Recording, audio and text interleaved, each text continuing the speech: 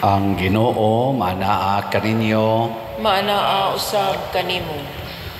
Pagbasa gikan sa Santos nga Ebanghelyo sumala ni Juan. Himayaon ikaw, O Ginoo. Si Jesus mingon sa iyang mga tinun-an, daghan paunta kaayo akog isulti kaninyo, apan karon dili pa kamo makatugkad niini. Apan inig abot sa espiritu sa kamatuuran, tultulan kamo niya sa tibuok kamatuuran. Dili siya magsulti sa iyang kaugalingong pagbuot, kundili sultihan kamo niya sa iyang nadungog, ingon man sa mga butang umaabot. Himayaon ako niya, kay ang ania kanako maoy iyang isulti kaninyo. Ang tanan nga iya sa amahan, akoa, busa giingon ko, nga dawaton sa espiritu ang ihatag ko kaniya, og isugilo niya kini kaninyo. Ang Ebanghelyo sa Ginoo. Dayon ikaw, O Kristo.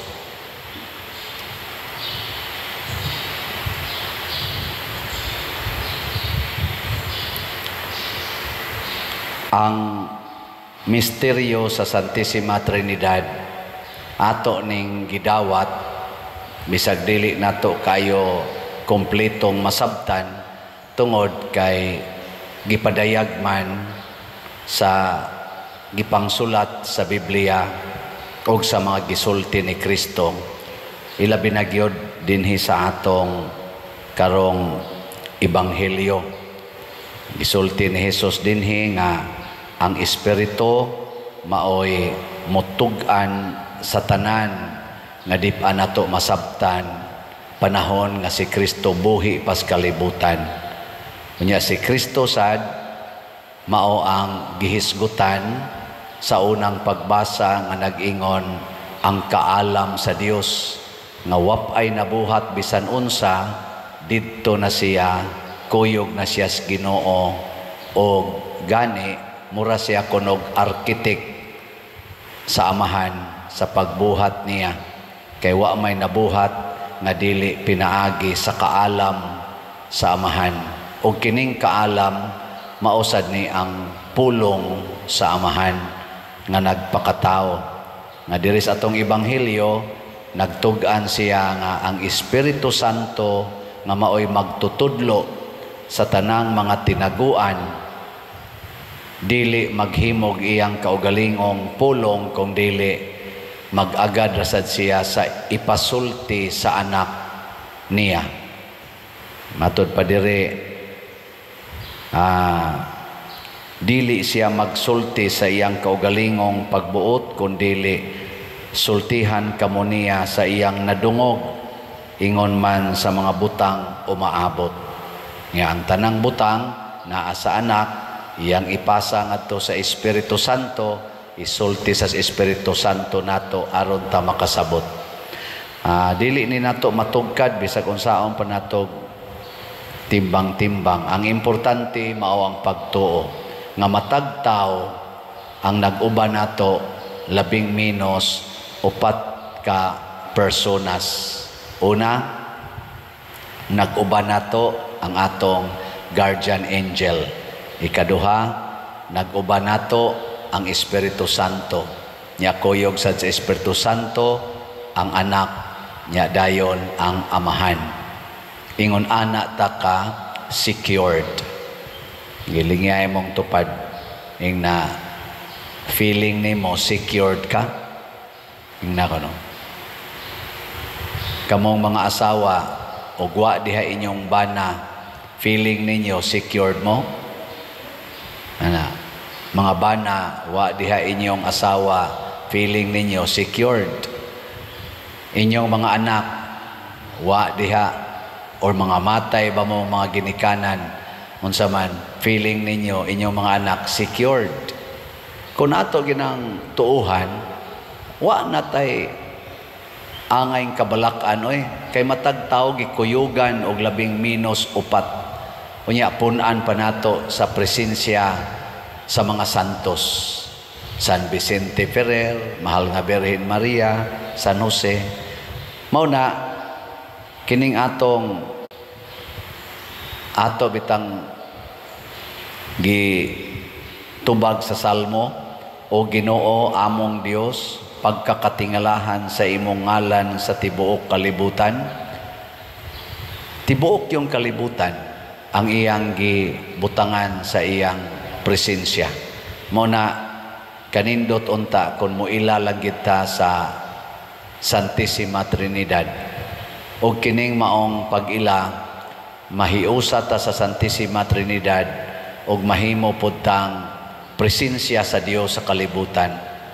O unsa may atong mga buhat nga angayan natong ipakita ang Santissima Trinidad, matud pa diri sa atong ikaduhang pagbasa, sanglit gihimo naman kitang matarong sa Dios, pinaagis pagtuo, may panagdait na kita, ug ang Dios pinaagi sa atong Ginoong Hesukristo. Magdait ba kanang magkahiusa? Kay ang kahiusa, ang unity, gasugod gyud na diha sa Santissima Trinidad. Muna kita sa dunta ipakita nato sa uban ang panaghiusa. Nga karon unsao man pagkahiusa, ang nag-una gid diha ang atong pag-ila nga kitang tanan dunay usa lang ka Ginoo nga nag-atiman nato. Usa ra gyud ka Ginoo.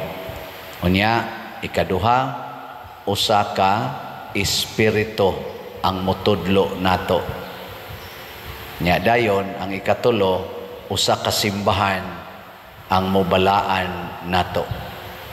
O kung naanataaning maong panghuna-huna, lisod na kaita tumbahon, lisod na kaita hulgaon. Gani ang kamatayon, mao manay murag mo siparit nato gikan aning atong kalibutan, mura man tagkulbaan ana, pero lig-on ang atong pagtuo sa Santissima Trinidad.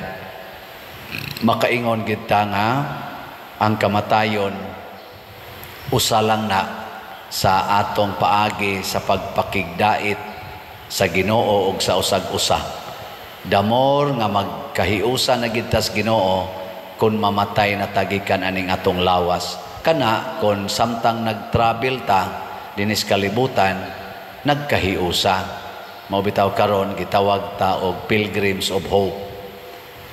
Ang magpapanaw sa paglaom, ug unsa may atong paglaom nga dunay perfect union with God tungod kay nahiusa ta sa Holy Trinity. Mintras tanto nga ni apatas kalibutan, unsaon nato pag-promote ang panaghiusa? Pananglitan diha sa inyong balay, puy-e ang kinabuhi sa amahan. Unsa may kinabuhi sa amahan? Ang pagka-creator. Kanabitang magpanday-panday, magtrabaho. Mao man na, creation man na, pro-creator man taana. Kami sa una, magpanday-panday po may mga tangkals manok, nana, mga payag-payag, at tos uma.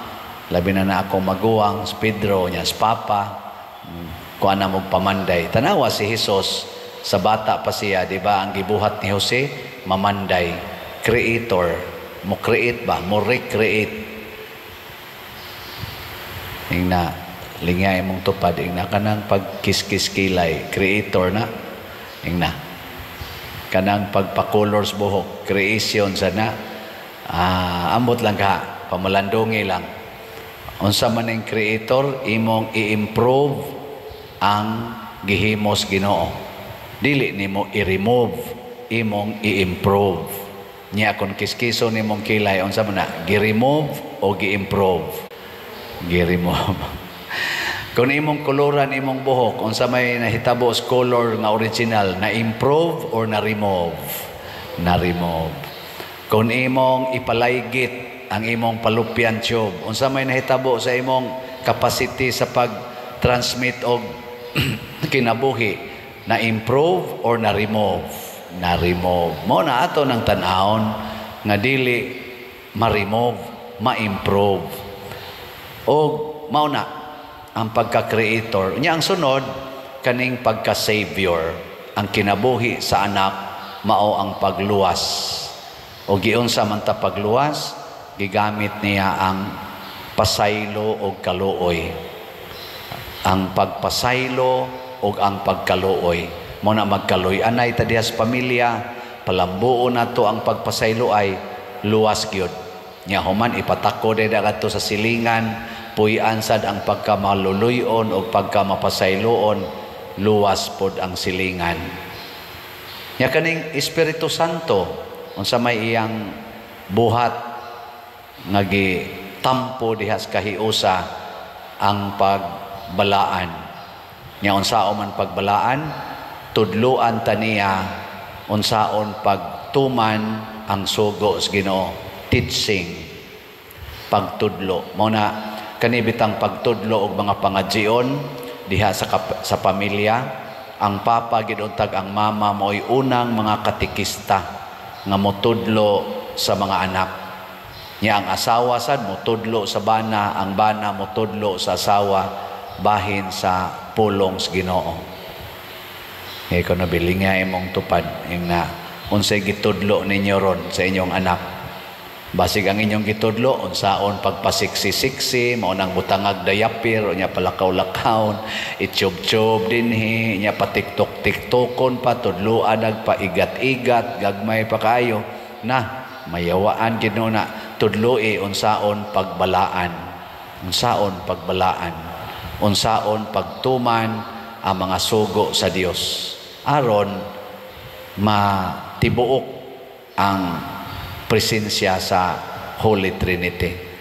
Iampo nato ang atong kalibutan, ang ato nagyong mga pamilya ug ang atong mga leaders nga ila sa untang sundon ang Holy Trinity, ang pagka-creator, ang pagka-savior o pagka-sanctifier ng mga functions.